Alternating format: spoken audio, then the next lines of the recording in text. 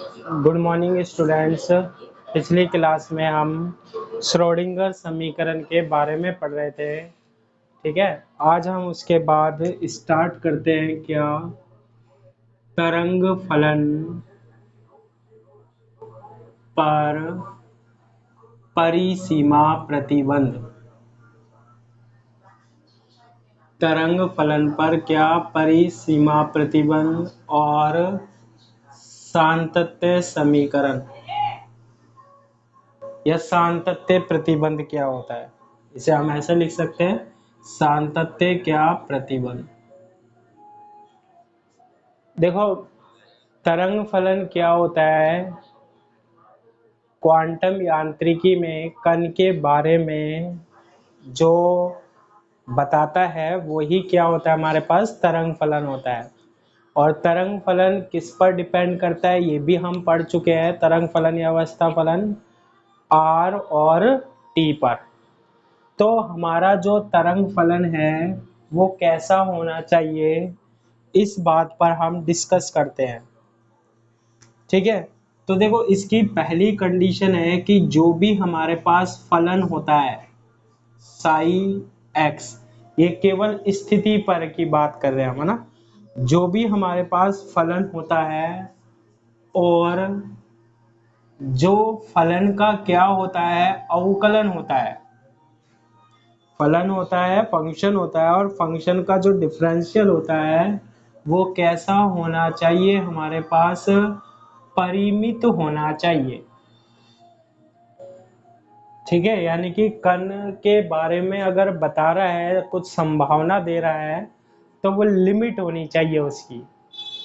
यानी हमारा तरंग फलन कैसा होना चाहिए, परिमित होना चाहिए। सेकंड कंडीशन क्या है कि जो फलन है वह इसका जो अवकलन है डी साई अपॉन क्या डी एक्स, ये कैसा होना चाहिए, एक मानी होने चाहिए।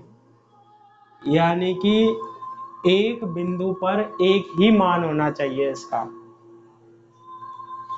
तीसरी जो कंडीशन है वो ये है कि जो हमारा फलन होता है और जो इसका अवकलन होता है ये कैसा होना चाहिए, सतत होना चाहिए। फलन कैसा होना चाहिए हमारे पास, सतत होना चाहिए। जैसे अगर हम ग्राफ के द्वारा समझाएं कि अगर हम साई और स्थिति x में ग्राफ खींचे, तो ये जो ग्राफ है वो मान लो मैंने कुछ इस तरीके से खींच दिया, तो ये क्या हमारा तरंग फलन हो सकता है। इसके बारे में हम कैसे पढ़ेंगे कि तरंग फलन कैसा होना चाहिए, एक मानी होना चाहिए। अगर हम x की ये वैल्यू ले ले तो इस x की वैल्यू पर देखो साई का एक तो मान ये है और एक मान ये है, क्या एक मानी है ये, नहीं। हर बिंदु पर साई के कितने मान वेरी कर रहे हैं आप खुद देख लो, एक तो ये कर रहा है, दूसरा ये कर रहा है। तो ये हमारे पास क्या नहीं हो सकता, तरंग फलन नहीं हो सकता हमारा।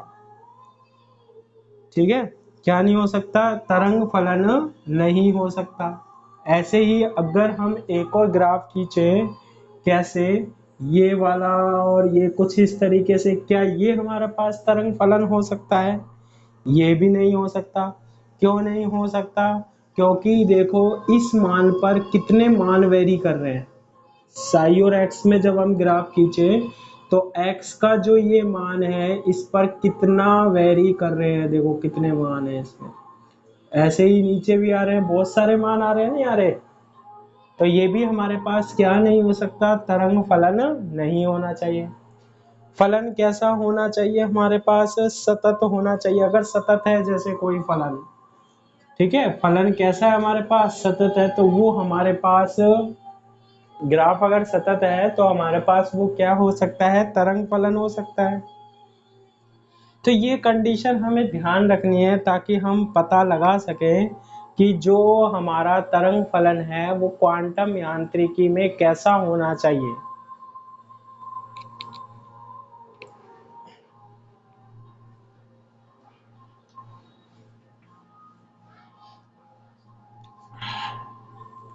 अब देखो इसके बाद हम डिस्कस करते हैं किसके बारे में, एक विमीय बॉक्स में कण के बारे में,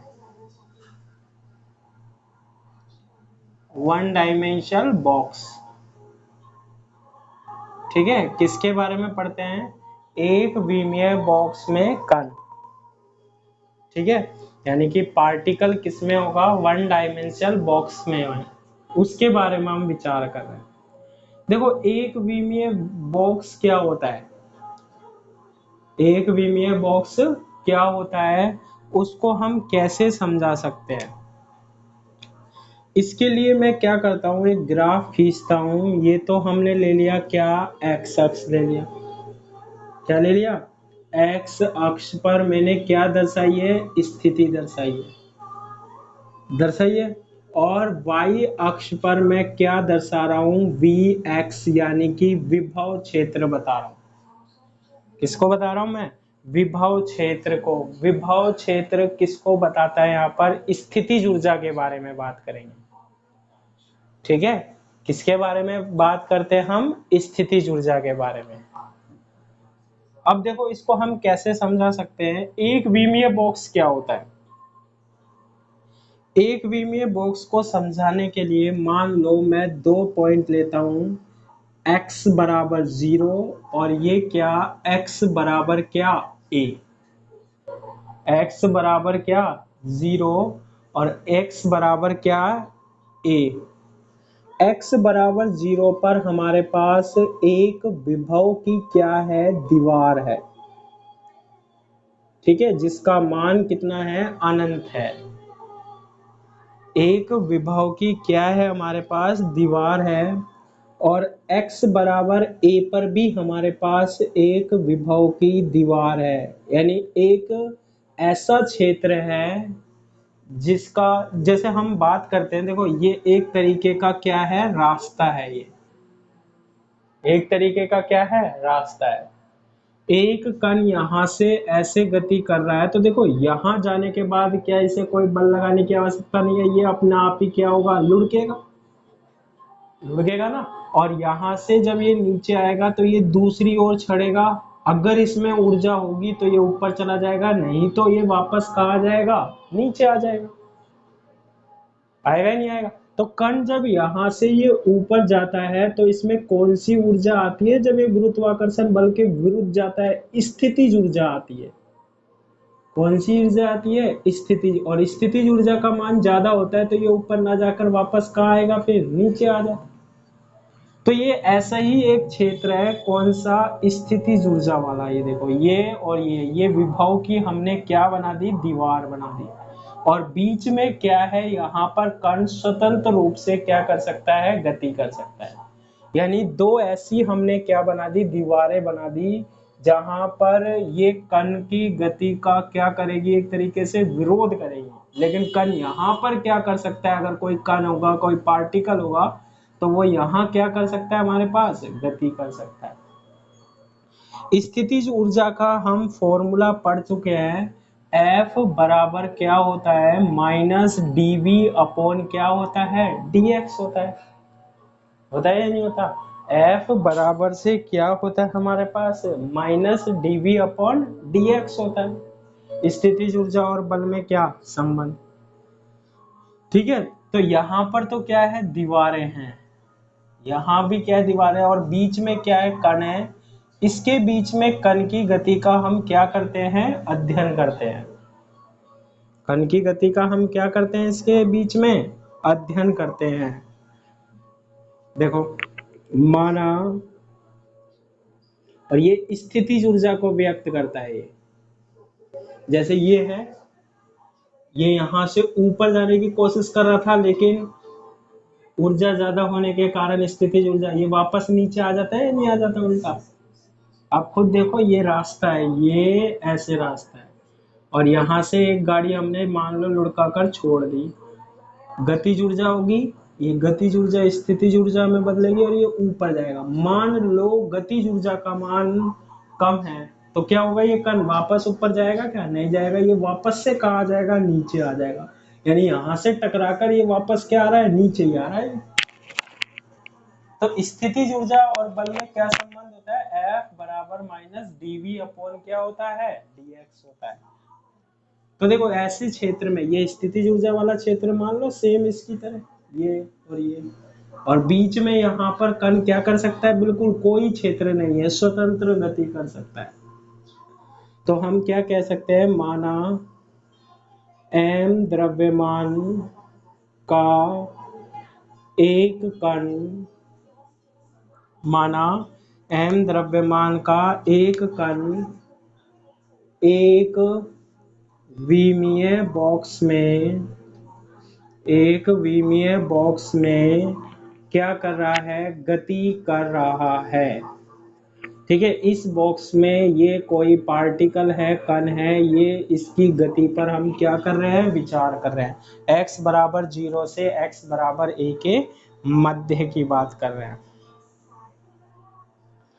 ठीक है, कण की गति, कण की गति x बराबर 0 व कण की गति x बराबर 0 व x बराबर a के मध्य ही क्या है, संभव है। ठीक है, x बराबर 0 और x बराबर a के मध्य ही क्या है, संभव है। x बराबर 0 व x बराबर a पर क्या है, 0 पर और a पर क्या है, विभव की दीवारें हैं, पर विभव की क्या है, दीवारें हैं, जहां विभव का मान, विभव क्या है, स्थितिज ऊर्जा, जहां विभव का मान कितना है, अनंत है। जहां स्थितिज ऊर्जा का मान क्या है, अनंत है, यानी कि कण यहाँ से आगे नहीं जा सकता, यहाँ से भी आगे नहीं जा सकता। ठीक है, आगे देखो हम, आप विभव का मान क्या है, अनंत है।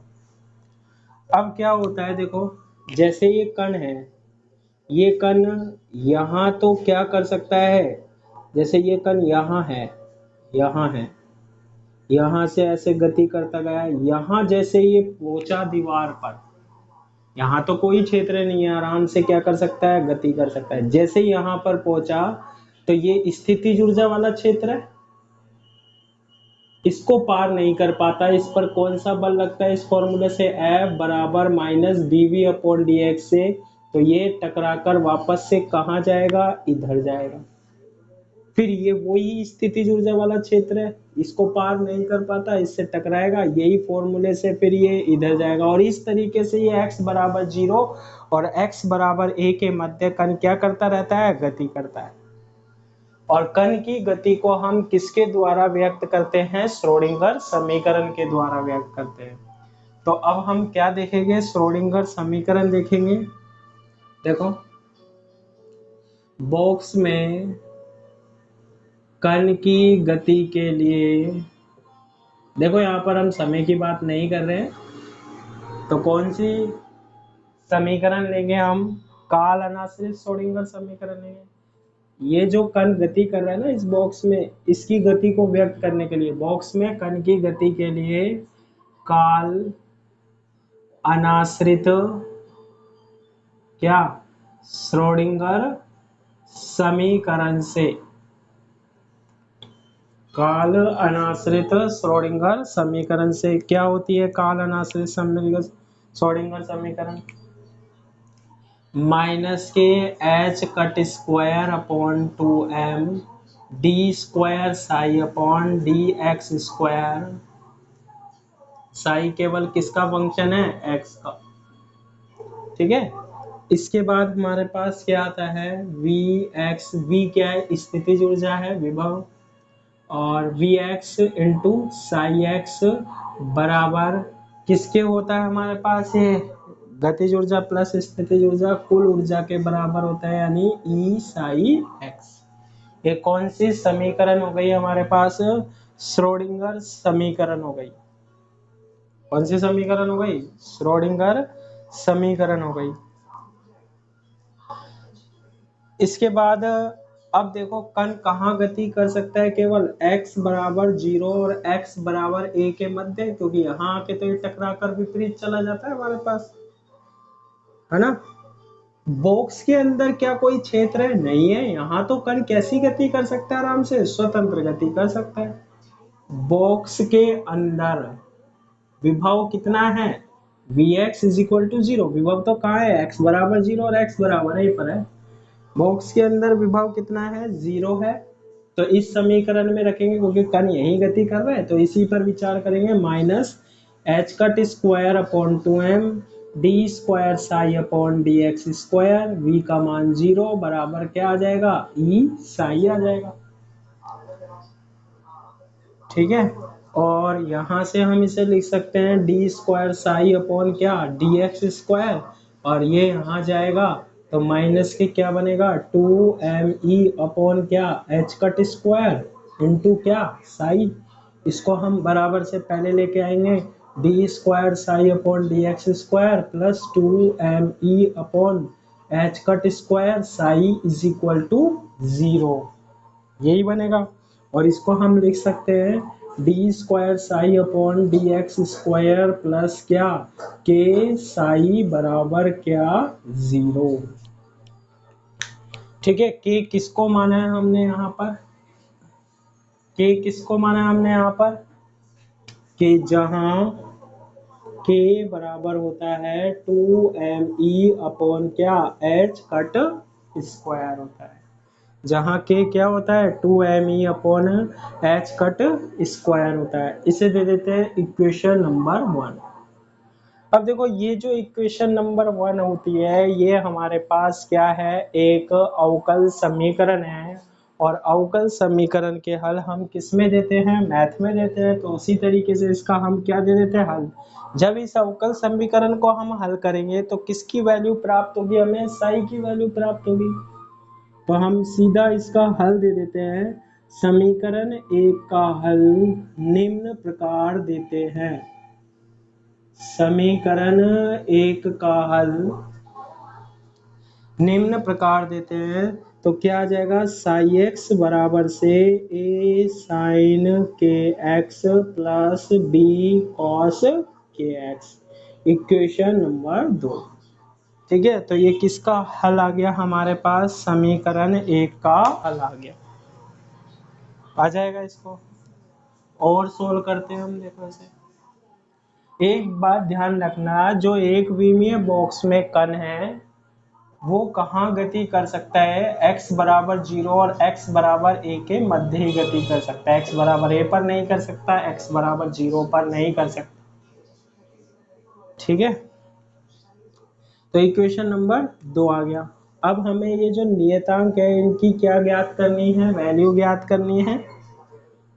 तो a व b के मान के लिए, a व b के क्या मान के लिए नियतांक आ रहे हैं ना, ये a और b, इनके मान के लिए आप देखो x बराबर 0 पर विभव कितना है? अनंत है।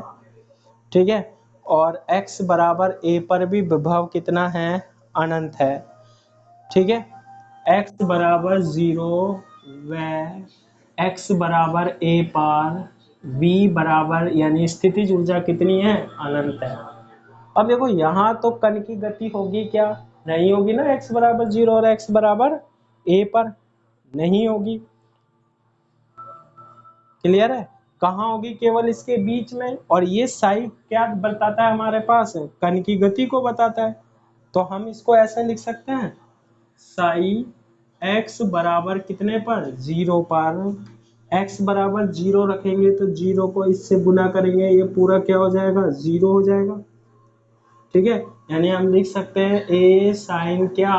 k0 प्लस और b कॉस क्या?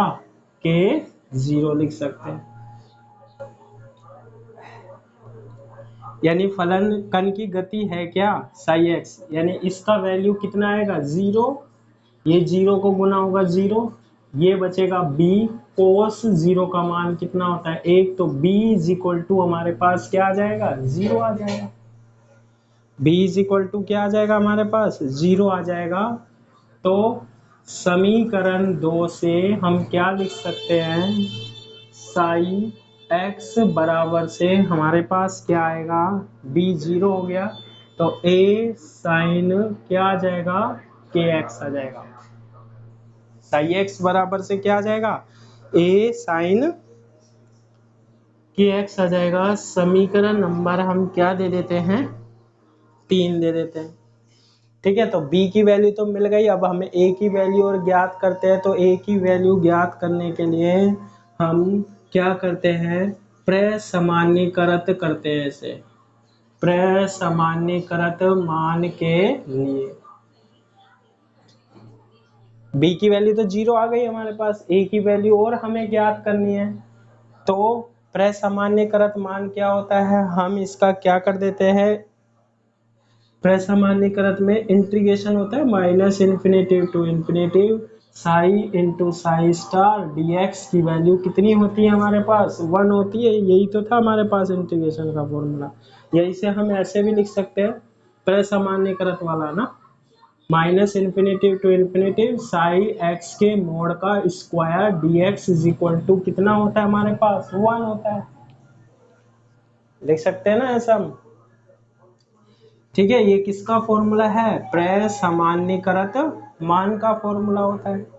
तो यहाँ हमें साई एक्स की वैल्यू है माइनस इन्फिनेटिव टू इन्फिनेटिव, और साई एक्स यानी कि ए स्क्वायर साइन स्क्वायर के एक्स डी एक्स की वैल्यू कितनी होगी हमारे पास, 1 होगी, यही होगी।